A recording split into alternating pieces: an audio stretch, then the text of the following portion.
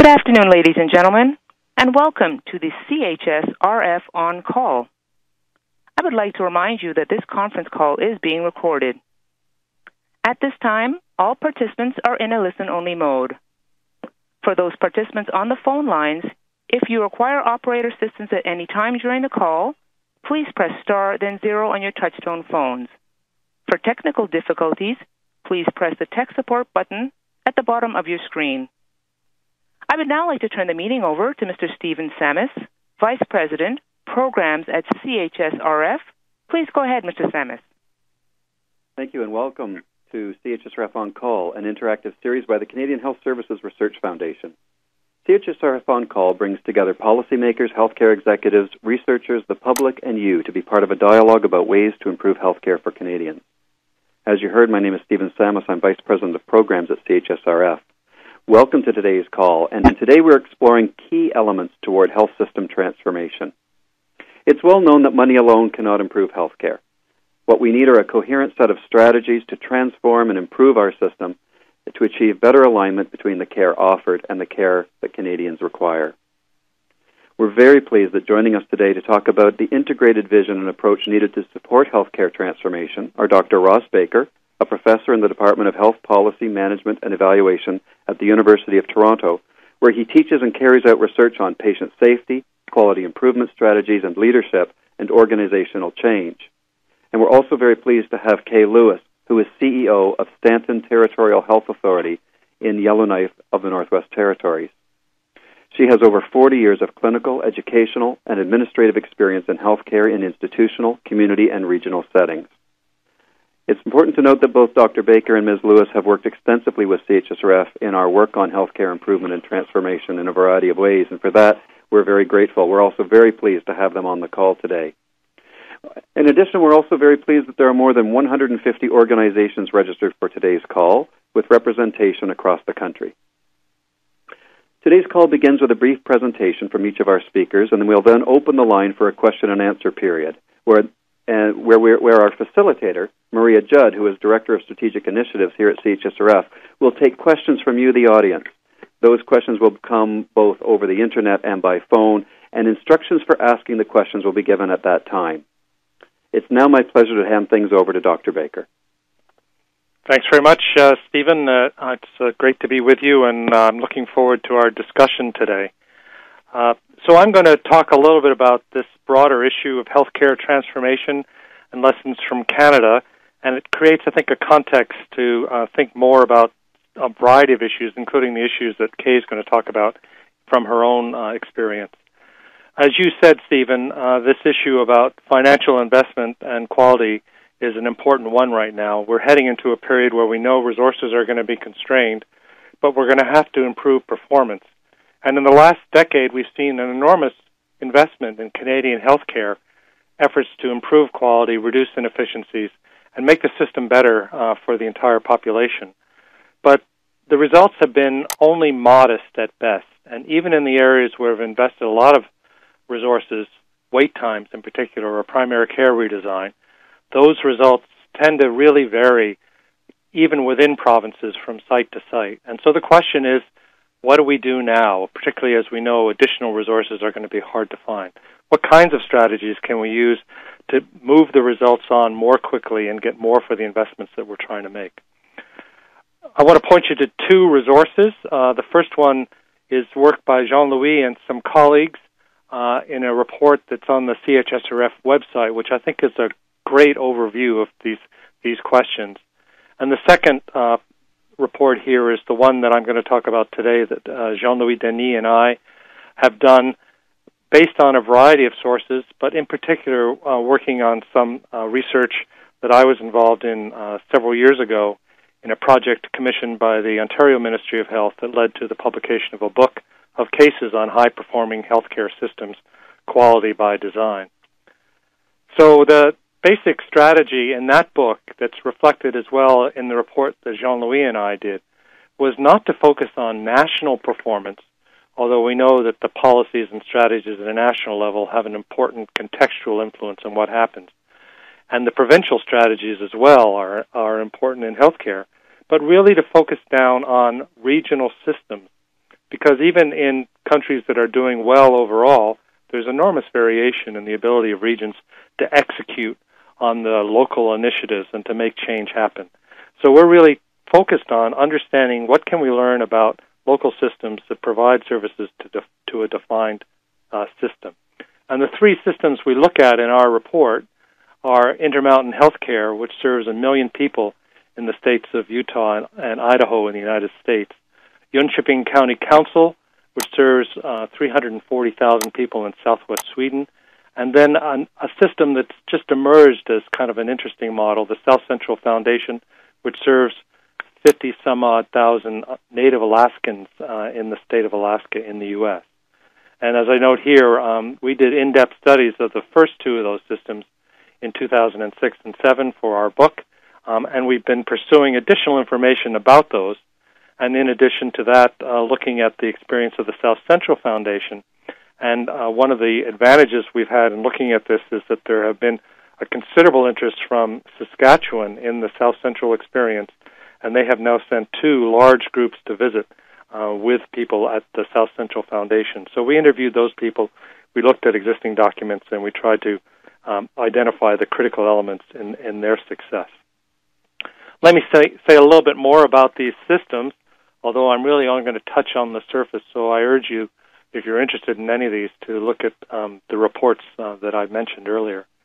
Jönköping really emerged about 10 years ago as one of the participants in the Pursuing Perfection project that the IHI ran with money from the Robert Wood Johnson Foundation. And they were the star in Pursuing Perfection. So we took some of the best systems in North America, put a number of European systems in, and Jönköping consistently showed higher results and achievement in pursuing perfection. And there's a number of reasons for that. I think prime among them is the really consistent and focused leadership in the system that bridges the administrative and clinical systems. And they've had an enormous capability building exercise, which I think is really important. So leadership sets direction, but in order to execute, you need staff who have the skills and who can move the game forward, achieving clinical results and effectiveness. And then the other interesting story about Jönköping is the Esther project. As they did their redesign work, they discovered, as many of us have, that people are reluctant to change often because they see their role in isolation from the roles of others in the systems they work in. And the Esther project refocused people on care for a made-up patient, an older woman with chronic disease living in her home. And the question asked was, so what is the best thing to do for Esther? The second of these systems is Intermountain, which is recognized as being perhaps the most or the best system around the use of electronic information technology in the world.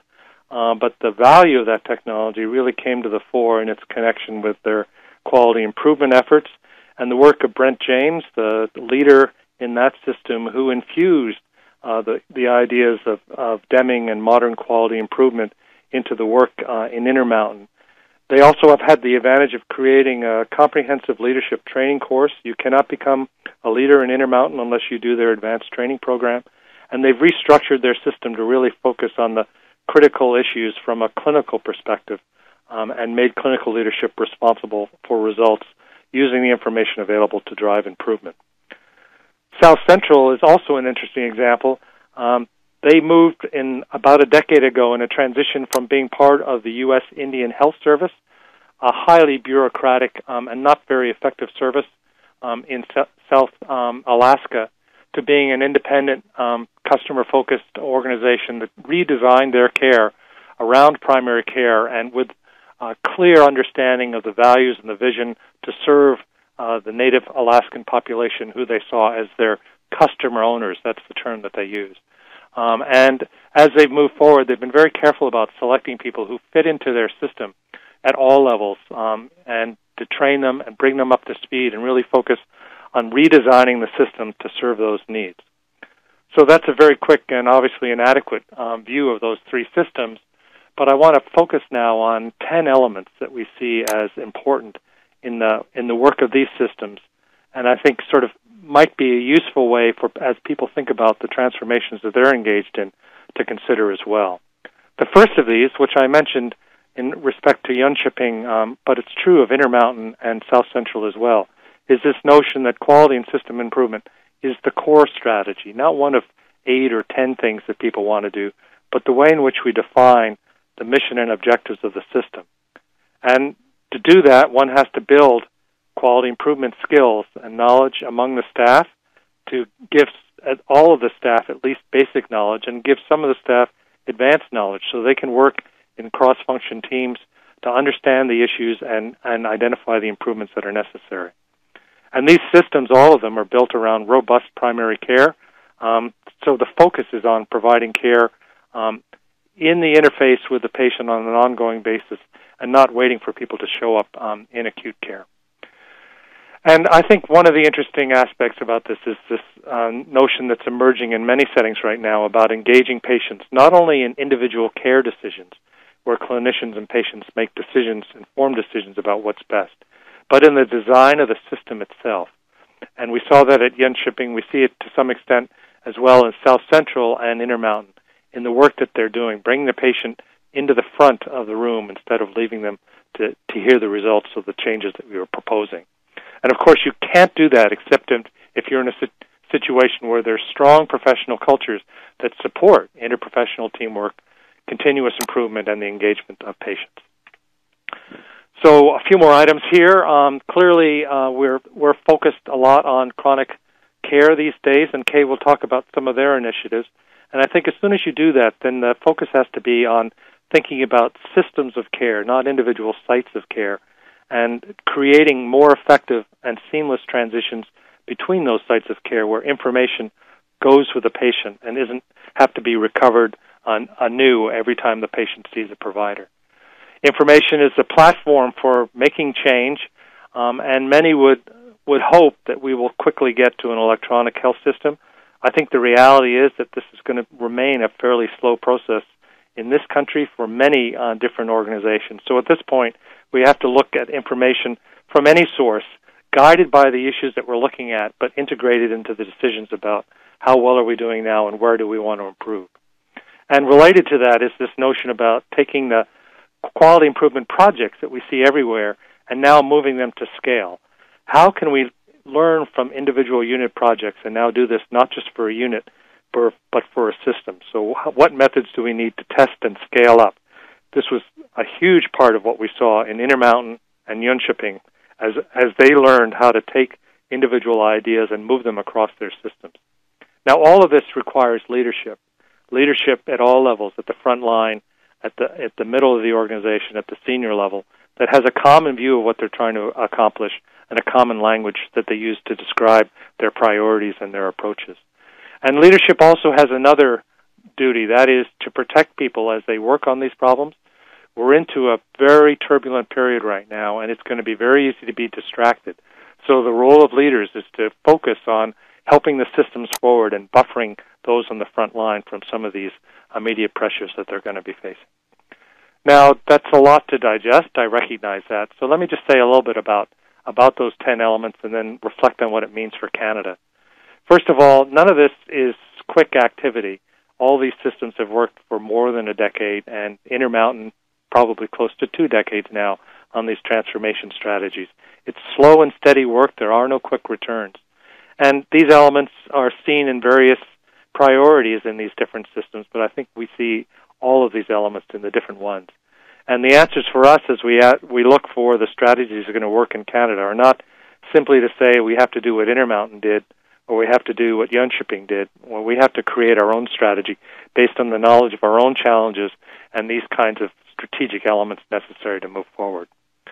And in support of that, let me just offer a few ideas. First of all, I'm a big proponent and big fan of the work that's going on in a number of provinces now, which have quality councils, which are helping the system identify priorities and to move improvement forward. I think we should be investing more in those kinds of activities. And we should also be investing in local capacity for improvement through training and leadership development, and that particularly includes physician leadership development. And I really fear that in this country we focus more on training individuals than we do about training systems of leaders that are going to help serve larger and long-term goals. We need to focus to figure out where we want to work on this because we do have limited resources for improvement. So the role of leaders is to help create a conversation where we identify the priority areas and then put our investments in that area. To gather the information we need, recognizing, of course, that the systems are not perfect. They're not the ones that we might want to work with in the future. And then lastly, this issue of patient engagement. I think bringing patients into the conversation is a challenging activity, but we've seen in work that CHSRF is sponsoring right now that it helps to change the conversation and creates a new dynamic for getting people to commit to improving care. So what does this take? It takes leadership, as I said, at all levels. We need to move forward with this conversation and start now. There is no perfect time to do this, so we really have to start while we have some resources and energy to make the improvements that we have to make. So that's a very quick view. I look forward to your questions, and I'm going to turn this over to Kay. Thank you very much, Dr. Baker. Certainly it's my pleasure to join you this morning, and I look forward to your discussion as well. I'd like to share with you today some of the information on an exciting project that we've had here in the Northwest Territories on chronic disease management. In partnership with the Canadian Health Services Research Foundation, our Department of Health and Health Authorities, we developed and implemented a series of 4 health transformation project workshops. The workshops were aimed at strengthening capacity to use evidence, and in particular within our local context, as well implement sustainable and efficient health system decisions, processes, and policies. And overall, our deliverable was that we would have a chronic disease management service delivery model to build upon.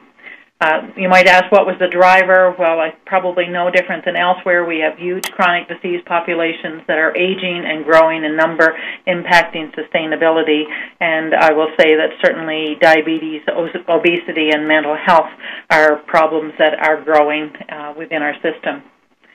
The assessment and design of these workshops, we selected 3 conditions: mental health, diabetes, and renal care, mainly because these were high volume, high risk, and high cost programs that we felt we had certain challenges in sustainability. As we move forward, that we had those 3 groups, but we also added a health systems group added to address barriers. And this was mainly the leaders in the system, and it became evident that we needed to look at it on the broader context of the system and how we would remove various barriers and influence the structure. We used a tracer methodology to map our processes, and we had 40 staff, including healthcare providers, policymakers, and health system managers. This was particularly important that we had all players at the table, and I have to say it's the first time for me that when we started to address a problem, we had all levels of decision makers and providers in the same room, starting from the same page to create a solution as we move forward, and that was quite exciting. We held 4 workshops, and they were from December 2010 until June of 2011, and each workshop had a theme. The first one was on problem identification, and that may seem very simple, but I have to tell you that we struggled with it, and at the end of the day, we learned a lot from that process. Number one is that it's not always the problem that we think it is, and as well, do we really have supporting evidence or data to identify that that truly is the problem? So lots of lessons learned from that process. The next one was literature review and best practice, and we did look at the South Central Foundation. We have a significant Aboriginal population as they do there, and we are also remote in geography, so a lot of comparables and certainly some very good learnings from that we could incorporate into our thinking. It was really at this point in time trying to emphasize the importance at looking at what the literature can tell us and what best practice is out there. We then selected some solutions from what we learned from both the review within our own context and the literature, and then identified pilot and change management strategies. So that's the stage where we're at now in terms of going forward. So what did we learn from this? The first process of mapping the clinical processes and the dialogue that happened in that interchange from all levels of the systems created a very good understanding of the system issues. It also created a much improved communication among the various players, whether it be frontline service delivery, but realizing the importance that all of our roles had to play if we were going to address the issues effectively. The other thing is that even in a small jurisdiction like this, we realized we had pockets of excellence and very good practice that we really weren't aware of and was not shared. So certainly there's lots that we had that we could build upon that we already had working for us. The other was that what we perceived as the real problems were sometimes more symptoms than the system root causes. So we started to see chronic disease problems not just from the siloed disease perspective, but really from an overall organizational perspective. And interesting, if you look at these, what you might think is fairly distinct diseases in mental health, disease, and renal and diabetes and renal care, we actually came out with very, very similar problems from all of that, all of the groups. One of the other things identified in the evaluation was the importance of senior leadership support and stakeholder engagement so that we could move this project forward. We obviously recognize the challenges, and that support is very important. The importance of using evidence-based information, that was certainly something that came out in our evaluation, and as well the ability to adapt the evidence to our local decision-making.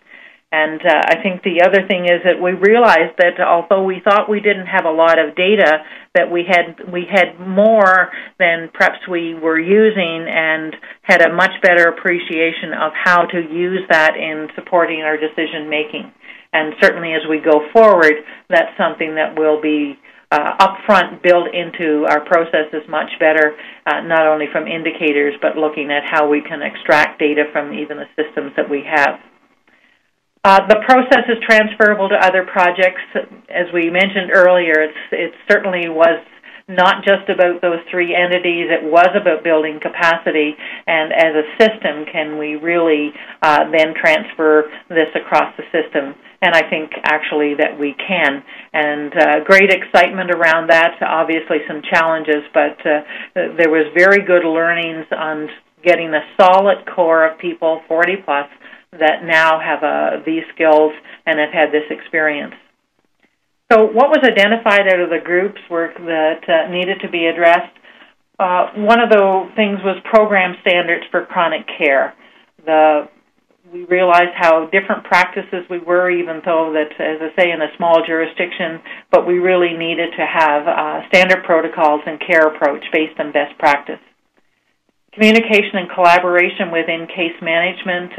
In many ways, we're doing some of this, but there was real opportunities to improve that and as well involve the patient as part of that whole process, and that we have opportunities to look at our clinic processes and use full scope of practice in areas like advanced access to better improve our case management. The other thing is, who are we serving and what do we know about this population and how can we track whether we're effective or not?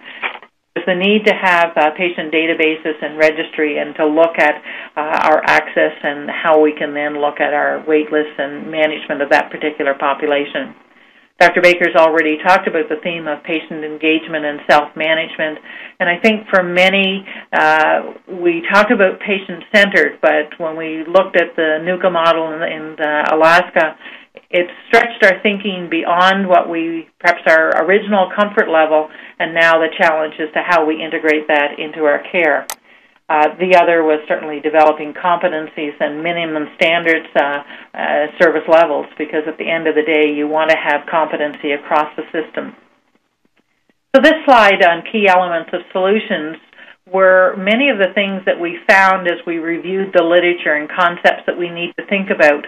We not necessarily addressed all of those in our pilot projects, and some certainly will be there as we go forward, but I think they certainly help to change our thinking and to look about best practice and how we can reorganize our system delivery model that these are taken full advantage of. Transdisciplinary teams, again, that we're looking across all of our care providers and how we can work together in developing consistency but continuity of care. Parallel processing, that when people come into the system that we're taking advantage of that and trying to be as efficient as possible, picking up other diagnostic tests and screening that need to be done. Case management we've talked about, and clinical pathways and the standardization that's there. Service agreements, so we know the levels of service. If we have partnerships, what we're doing with them. And again, the concept of rostering and knowing the population of who you're serving. Advanced access for primary care, that's certainly one that we're very excited about. In fact, just a couple of hours ago, we had a presentation on this and looking at how we can change our scheduling processes to the advanced access, the third next appointment, and increase efficiencies that are there. So challenging us to look just beyond this project into all of our organization and how we can do better with providing more consistent and better access. Non-physician providers, again, looking at the role that they play, and particularly when we have small communities and quite remote, we often rely on people within the community to provide support, and we need to ensure that we support them appropriately and utilize them effectively, because they often have a lot of cultural knowledge that we really need. And, of course, how can we use more effectively telehealth and that expertise to share across, particularly in the large geography that we're talking about here.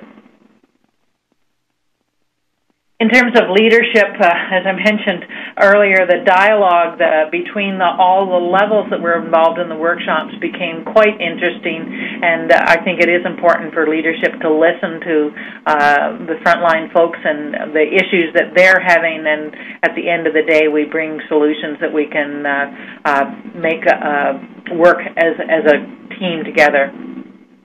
The cultural competency, and we're certainly looking at teams and how we can, as a team, create that culture of working together, and again, the skills and invest in our leadership. And Dr. Baker did refer to this, and I think it's very true. If we expect things to change, we have to provide the supports and change our workforce and how they perceive their engagement in the system.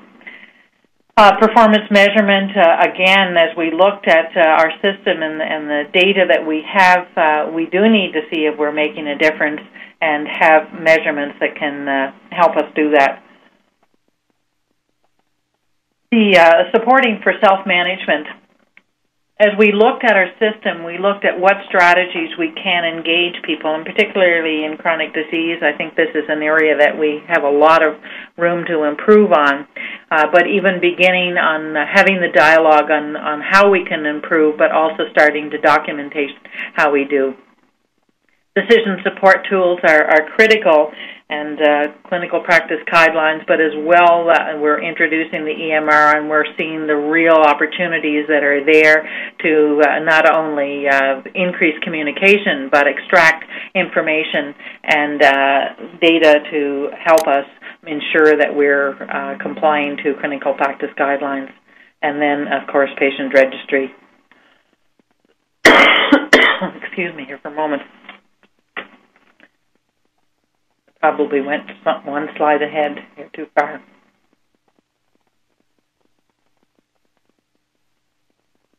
So the challenges that we saw, well,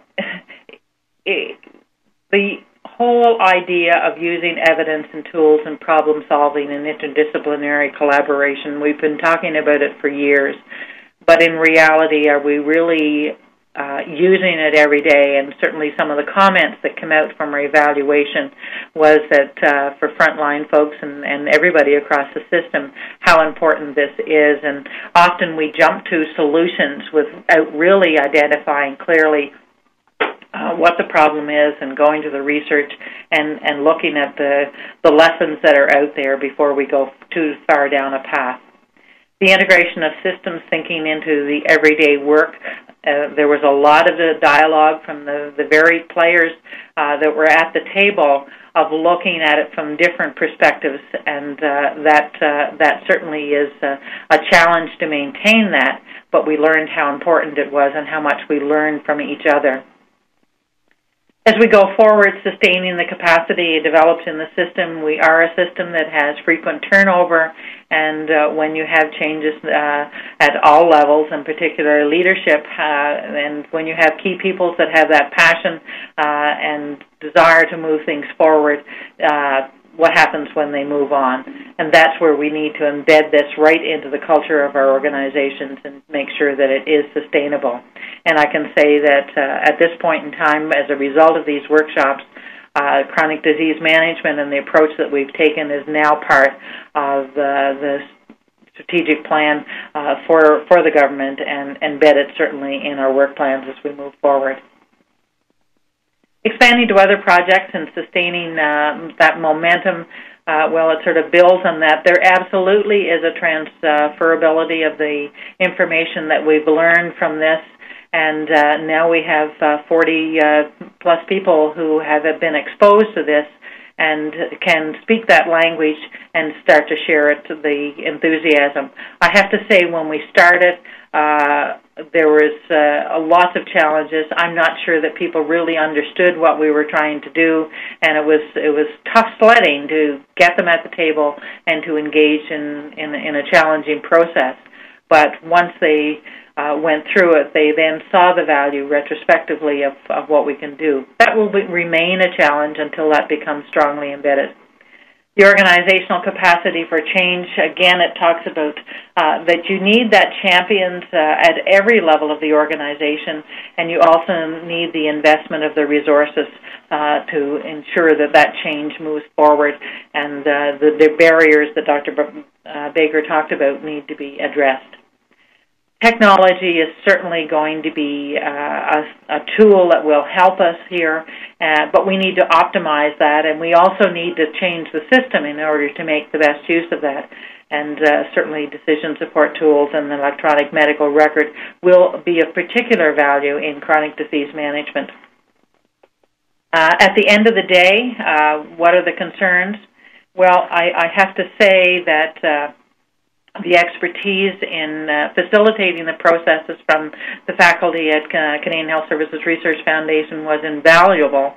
And you then ask, well, can we do this on our own? I guess I would say I believe we can, but that was certainly a very positive opportunity for us to have their support and to get this level of engagement and knowledge into the organization, and now it's up to us to take it on and move forward.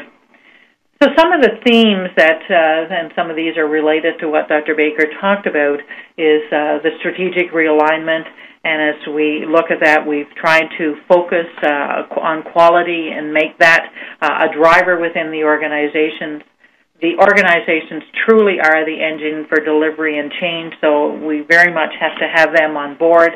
The professional cultures that are beginning to think and engage in decision-making, both using evidence, but case management and all of the team approach to this, creating and enabling an environment, and, well, that's that leadership that we talked about earlier. And patient engagement, that certainly is a theme that's coming forward, and we will be challenged to change some of our previous more thinking of patriarchal and that we do for rather than do with, and truly utilize the expertise and engagement of the patient. And, of course, at the end, our objective was evidence-informed policy and decision-making. So those are themes that I think can be part of any project and are critical to put up on your bulletin board and say, we need to be thinking about this. So the next steps are implementation of these chronic disease management pilots that we've developed. And then, of course, as we know, it's not always the value of the pilot itself, but it's the change management that supports that is critical. So we're looking at strategies to move that forward, and we've got upcoming workshops to move it forward. there are many challenges associated with health system improvement because we're trying to, at the same time as deliver care, improve care. And so it's important that we provide supports for that and don't lose sight of it as we're so busy doing our regular business. It also needs to go forward to be a system-wide plan. It is there now and into the strategic plans, and not just for these three disease entities, but as a system-wide structure. And, of course, at the end of the day, we will have lots of lessons to learn. So I certainly would like to thank you for your attention this morning and look forward to your questions. Thank you. Thank you very much, Ross and Kay, for your really interesting presentations. I'd just like to remind all our participants that you can download today's slides by clicking on the download presentation icon on the bottom left of your screen. I'm Maria Judd. I'm the Director of Strategic Initiatives at CHSRF, and I'm pleased now to take questions from you, our audience. There are two ways you can pose your questions today. The first is about using your computer electronically, and the second is by phone. Both English and French participants are invited to submit their questions electronically using the question box, which is located at the bottom left of your computer screen. For English participants who are not connected via computer, you can pose your questions verbally by pressing *1 on your touch-tone phone. When you're asking a question, we would ask that you would please identify who you are, who the question is addressed to, and just to pose one question at a time.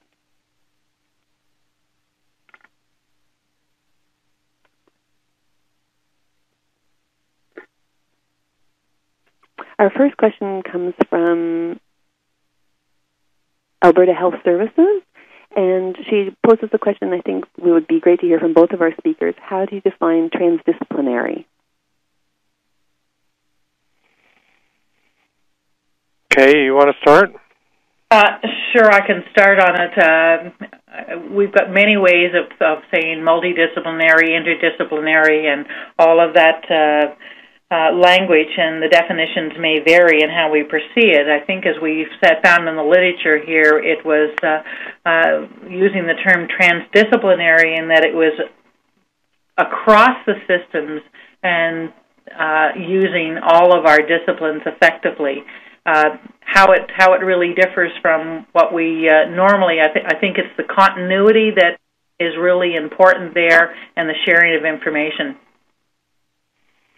Yeah, I think that's right. I mean, I think that there's a couple of critical issues here. One is to make sure that people who have different clinical backgrounds and skills are able to contribute to shared decision-making between the staff and the patient around what's best.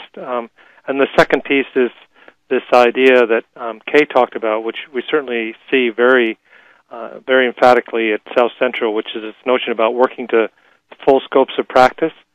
And we know in many places, people get extensive training and then they end up using really small parts of their training because they're not allowed to do some things in the context in which they work. And I think if we're going to have effective care, especially on difficult issues like chronic care, chronic disease management, then we have to allow people to work to full scopes. And that's, in the end, I think more rewarding for everybody, but it's not the way some people have worked, and so it's difficult for them to get into that mode of thinking.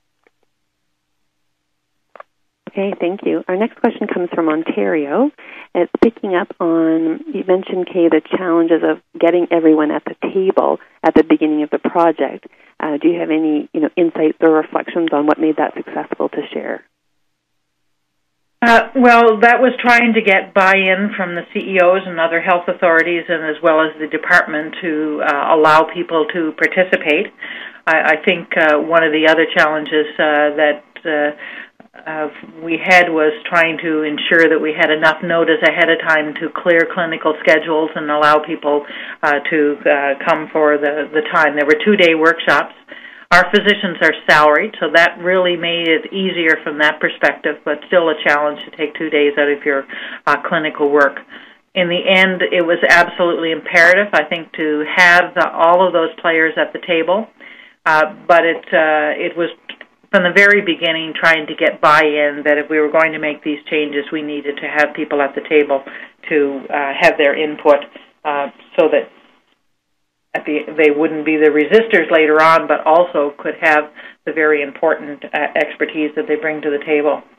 I have to say that in selecting the various players, we chose carefully not always people that might be the obvious ones for these disease entities, but also tried to look at where some the bright stars out there that as future leaders and champions that we wanted to involve and make sure that they were part of this process and had the opportunity to learn.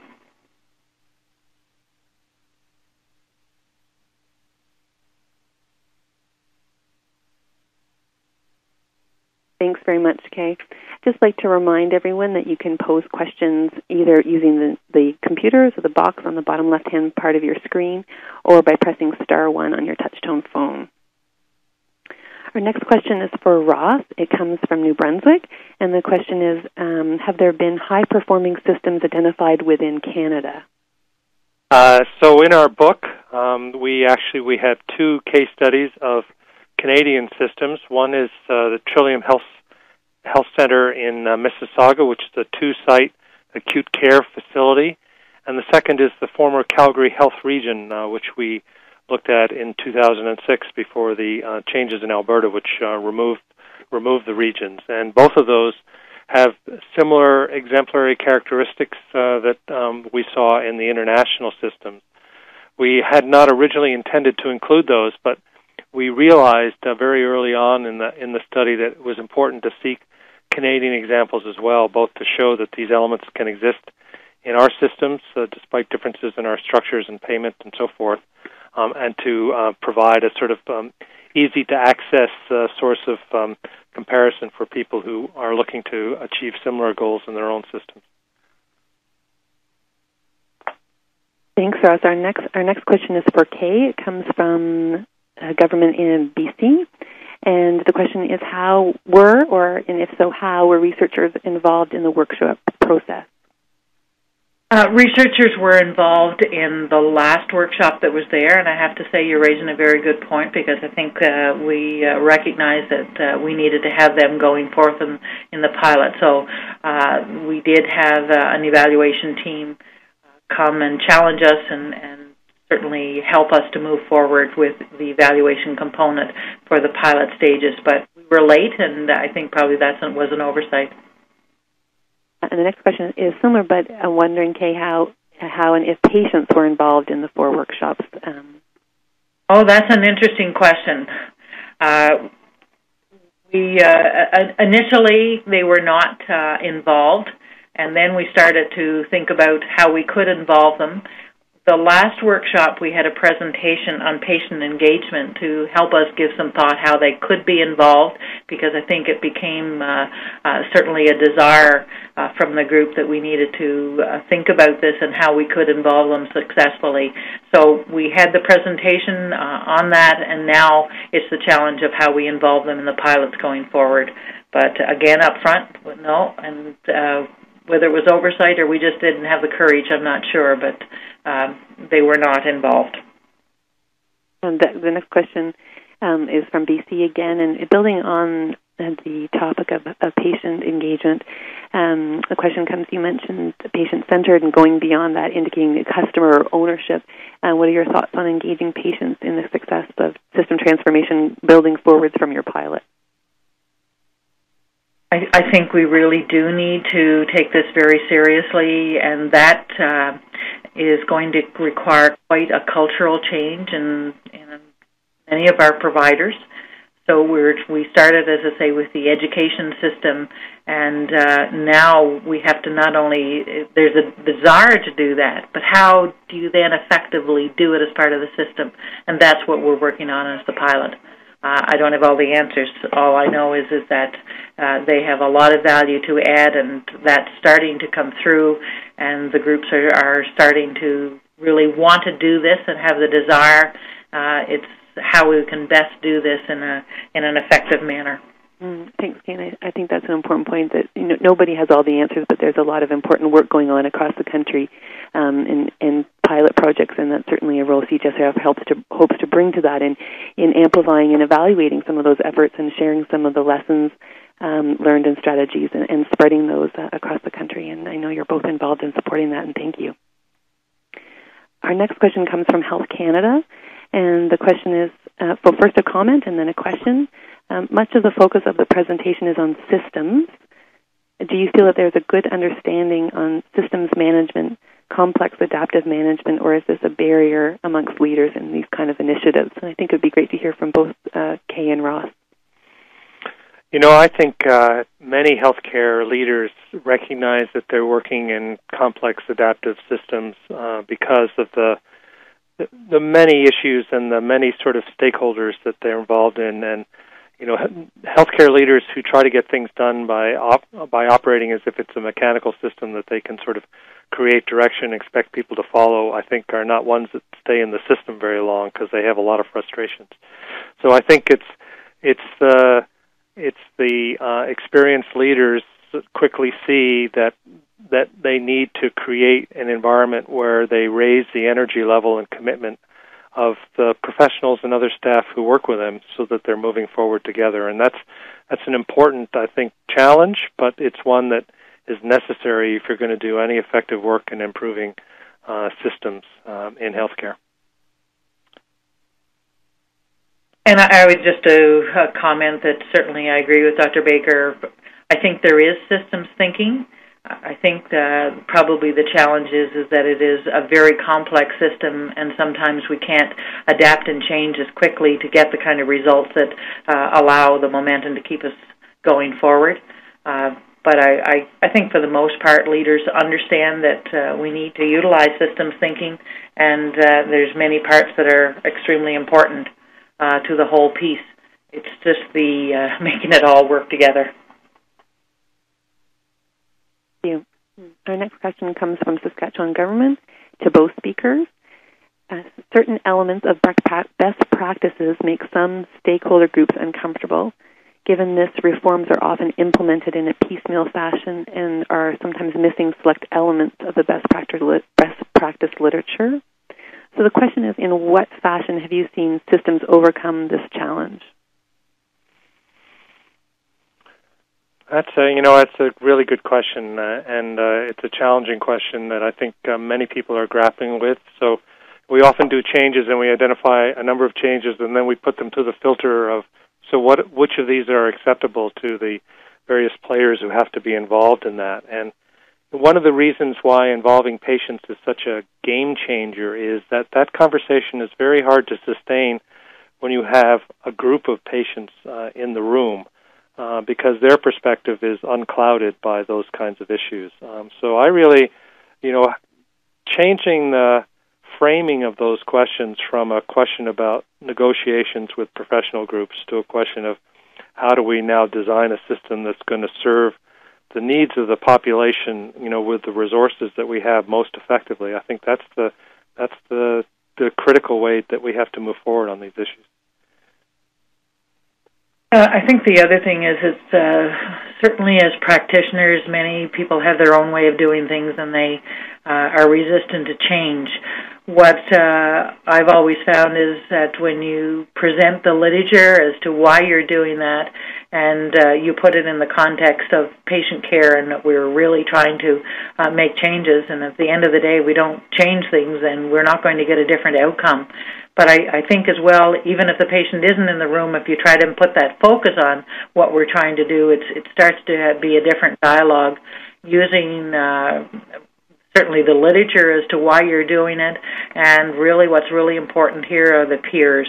And often I find that the outliers eventually will come on board if you've got some champions that will really move it forward. It's challenging, but I think it's doable. Yeah, and just to sort of follow on from that, I think one of the interesting insights from Intermountain is, with their electronic system, they're able to capture details on clinical practice and the decisions that physicians and others make about the choice of treatments and drugs and so forth. And they have a very strong decision support system, which they have developed and continue to develop over time. But the message they give to the clinicians in the system is this is meant to be a help to you, not to direct you what to do. And if it's your clinical decision that you want to do something different than what we're recommending in the decision support system, we would urge you to do this. But if you do that, then you have to write a note as to why you decided to take another route as opposed to the one that was suggested in the decision support system. And I think that has two important values to it. First of all, it recognizes that all these systems are incomplete and that complex patients come forward who probably should be treated in different ways, and that we can learn from those kind of clinical insights. But it also sort of, gives people pause because now it requires them to go to a different level of asserting their knowledge than simply, I know what I'm doing, so let me do it. And I think, it's respectful of professional decision making, but it also requires people to deal with it on the level of evidence and not on the level of personal preference. To give an example of something we've done here recently, we pulled out of our electronic medical record all of the data on what were our practice decisions and what did they look like. And what we saw was a wide variety. And just shared that information with the practitioners and said, well, why should it be this different? And I think they were quite surprised to see it. And that alone was information. Now they're starting to think, well, what should be our consensus here as a group, how we move forward? And as Dr. Baker said, there's always exceptions to that. But sharing that information automatically started them to think of the need for them to work closer and look at what the standard should be and how they could start to be more compliant. The next question is from Ontario, and it's to Kay. If you could please elaborate on what your group found the value of pilot improvement project was.